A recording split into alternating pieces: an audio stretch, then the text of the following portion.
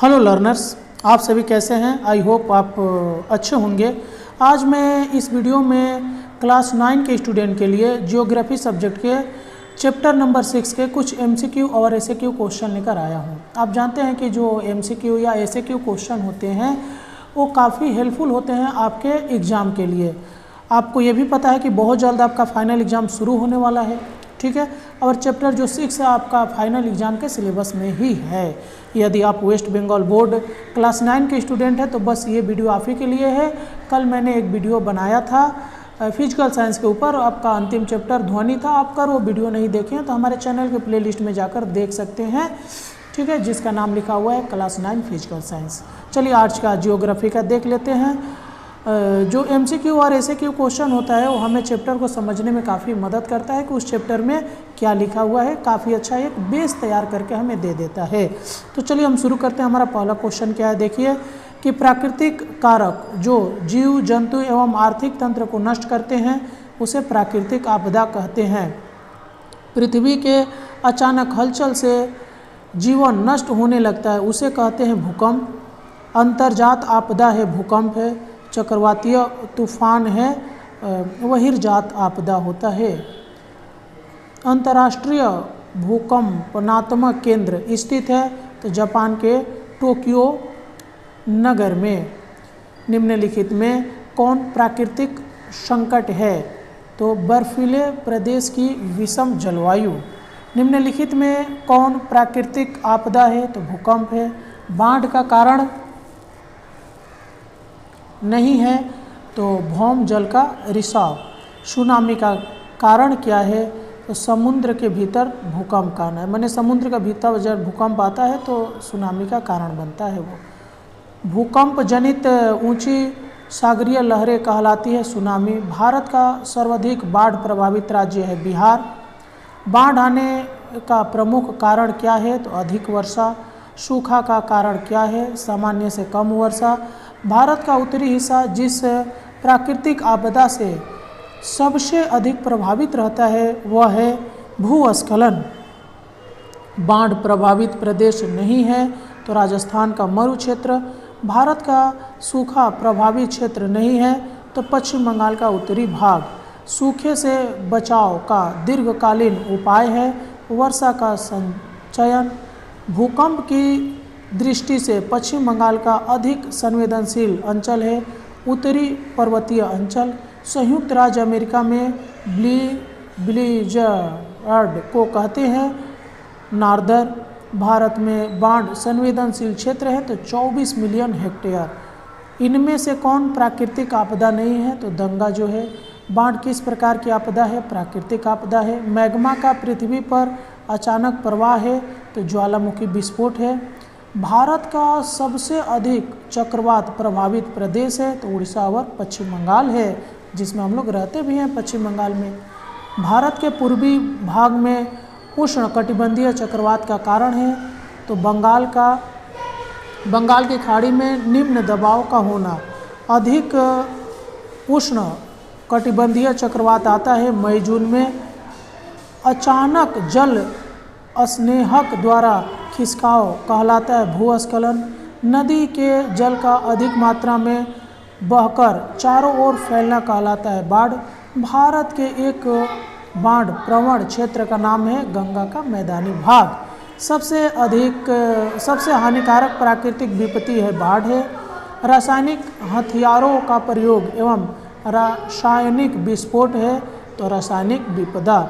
अनाज जल एवं चारे की कमी को संज्ञा दी गई है अकाल का। चट्टानों और मिट्टी के गुरुत्वाकर्षण के कारण ढाल से नीचे की ओर सरकना भूस्खलन कहलाता है। भूकंप है एक आपदा। भूकंप का सबसे अधिक संभावित क्षेत्र है संपूर्ण हिमालय प्रभावित क्षेत्र, नाइजर, चाड एवं युगांडा है तो उपयुक्त में से कोई नहीं।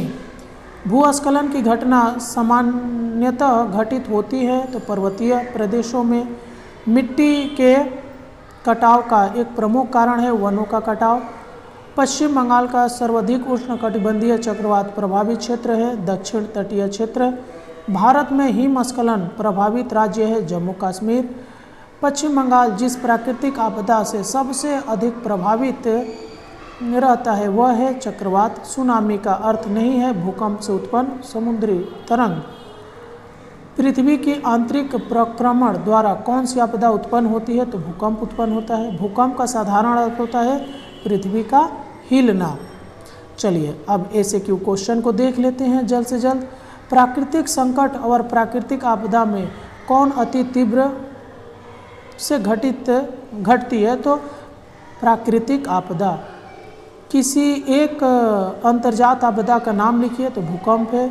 बाढ़ किस प्रकार की आपदा है? प्राकृतिक आपदा है।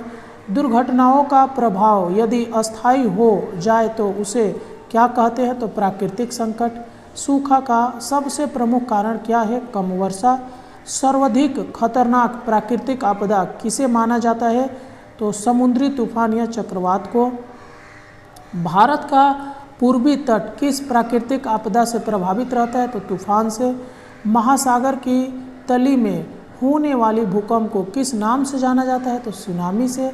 भारत के तटीय क्षेत्रों में सुनामी का प्रकोप कब हुआ था? तो 26 जनवरी 1904 में हुआ था। चलिए और कुछ देख लेते हैं जल्दी जल्दी। 26 दिसंबर 2004 को भारत का पूर्वी तट के किस प्राकृतिक आपदा से प्रभावित हुआ था? तो सुनामी अथवा भूकंप के कारण उत्पन्न समुद्री लहरों से। सागरीय तूफानों की उत्पत्ति के लिए सागरों के सतह का तापमान कितना होना चाहिए? तो 26 डिग्री होना चाहिए। कुछ विनाशकारी उष्ण कटिबंधीय चक्रवात के नाम लिखे तो हरिकेन, टाइफून, टॉर्नेडो आदि। यदि अभी तक आपने वीडियो को लाइक नहीं किया तो लाइक कर दीजिए और हमारे चैनल को सब्सक्राइब करके रखिए। मैं हमेशा इस चैनल पे वीडियो अपलोड करते रहता हूँ। अपने दोस्तों में शेयर भी करिएगा ताकि वो भी इसका लाभ उठा सके। ठीक है। इसके अलावा आपको कौन से चैप्टर के ऊपर वीडियो चाहिए वो भी हमें बताइएगा। यदि आप PDF लेना चाहते हैं तो भी मेरे को कमेंट करके बताइएगा। आपको हर तरह का सुविधा देने के लिए मैं तैयार हूँ। चलिए अगला देख लेते हैं। कुछ विनाशकारी उष्णकटिबंधीय चक्रवातों के नाम लिखिए तो हरिकेन, टाइफून, टॉर्नेडो आदि। बाढ़ से बचने का कोई एक उपाय बताओ तो प्रबंधक प्रयास तटस्थ होना चाहिए। भारत में आपदा प्रबंधन अधिनियम कब लागू हुआ था? तो 2005 में। बाढ़ का क्या कारण है? तो अतिवृष्टि माने बहुत अधिक वर्षा का होना। उड़ीसा में बाढ़ किस नदी और अन्य किस कारण से आती है? तो उड़ीसा में महानदी एवं बंगाल की खाड़ी के चक्रवात के कारण बाढ़ आती है। बाढ़ से होने वाली एक लाभ बताइए तो बाढ़ के कारण कई स्थानों पर उपजाऊ मिट्टी का परत पड़ जाती है। भारत में सबसे अधिक सूखा किस प्रदेश में पड़ती है?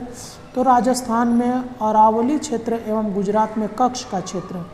भारत में कौन सा चक्रवात विपदा का कारण होता है? तो उष्णकटिबंधीय चक्रवात। पश्चिम बंगाल में चक्रवात किस महीने में आता है? तो मई जून महीने में। कोलकाता में सबसे भयंकर भूकंप कब आया था? तो 1737 ईस्वी में। भारत में सबसे अधिक भूस्खलन की घटनाएं कहाँ घटित होती है? तो उत्तरी एवं उत्तरी पूर्वी पर्वतीय क्षेत्रों में। पश्चिम बंगाल का कौन सा क्षेत्र भूकंप की दृष्टि से संवेदनशील है? तो पश्चिम बंगाल के मैदानी एवं पठारी क्षेत्र।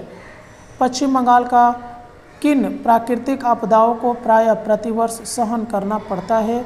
तो उष्णकटिबंधीय चक्रवात, बाढ़ एवं सूखा को। भारत के किस तट पर सुनामी का प्रभाव अधिक होता है? तो पूर्वी तट पर। सुनामी से बचाव का कोई एक उपाय बताओ तो समुद्री तटीय क्षेत्र में घने आबादी को जल्द खाली करवाना। बाढ़ से होने वाली एक हानि बताओ तो कृषि का नष्ट हो जाना। अंतः केंद्र धरातल से कितनी गहराई पर स्थित होता है? तो 16 किलोमीटर की गहराई पर। भूपटल के जिस स्थान पर भूकंप की तरंगें सबसे पहले पहुंचती है उसे क्या कहते हैं? तो बाह्य केंद्र। भूकंप की लहरों की तीव्रता, दिशा एवं अवधि का आकलन वाले यंत्र को क्या कहते हैं? तो भूकंप लेखक यंत्र यानी सिस्मोग्राफ इसको बोला जाता है इंग्लिश में। किस खास भूकंप के तरंगों की तीव्रता मापने वाले यंत्र या पैमाने को क्या कहते हैं? तो रिक्टर स्केल कहते हैं। रिक्टर स्केल का आविष्कार किसने किया था? तो CF रिक्टर ने। CF रिक्टर कौन थे? तो कैलिफोर्निया विश्वविद्यालय के प्रोफेसर थे। भूकंप के लहरों की समान तीव्रता के स्थानों को मिलाने वाली कल्पित रेखा को क्या कहते हैं? तो सम भूकंप तीव्रता रेखा। जापान में भूकंप किस प्रकार से आते हैं? तो ज्वालामुखी उद्गार से। विवर्तनिक भूकंप भारत में कहाँ कहाँ आते हैं? तो महाराष्ट्र के लातूर तथा कोयना में। हिमालय प्रदेश में किस प्रकार के भूकंप आते हैं? तो भू संतुलन भूकंप। 26 जनवरी 2001 को भारत में कहाँ भूकंप आए थे? तो गुजरात के कच्छ में। तटवर्तीय क्षेत्रों में किस प्राकृतिक आपदा का प्रभाव अधिक विनाशक होता है? तो समुद्री तूफान या चक्रवात का।